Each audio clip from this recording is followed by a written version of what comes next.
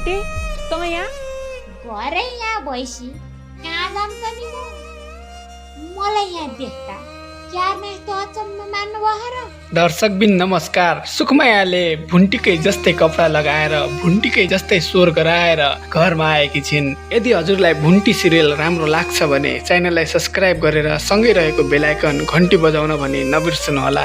सुकमाया भुन्टीको भेषमा आएपछि भूपेन्द्र र भूपेन्द्रको भाउजू अनि भूपेन्द्रको गर्लफ्रेन्डलाई चाहिँ अचम्म लागेको छ। सुकमायालाई अब कसले चिन्ला त? सुकमायालाई चिन्ने भनेको टोकलेले मात्रै हो, किनकि भुन्टी टोकलेको बहिनी हो। उसको रहन सहन लवाई बोलाइ सबै टोकलेलाई राम्रोसँग थाहा छ।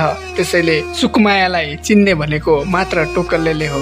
उता सहनै नसक्ने गरी दुःख पाएपछि भूमिका घरबाट पैसा र गरगहना लिएर भाग्दै गर्दा सासु र नन्दले समातेर चोरीको आरोप लगाएका छन्। यो देख्दा दर्शकहरू साह्रै नै खुसी भएका छन्, किनकि भूमिकाले आफ्नै भाउजू भुन्टीलाई पनि धेरै दुःख दिएको कसैले बिर्सेको छैनन्। भूमिकाले आफ्नै भुन्टीलाई गरेको त्यो अन्याय अत्याचारको फल अहिले आफै भोग्दै छिन्। अस्ट्रेलिया जान पाउँछु भन्ने आशमा भूमिकाले त्यो केटासँग विवाह गरेकी थिइन्, तर अहिले लोभको लाभको विलाप भन्ने जस्तै भइरहेको छ। भूमिकालाई विवाह गर्न मनाउनको लागि मात्र आफू अस्ट्रेलिया जाने भनेर झुक्काइएको रहेछ।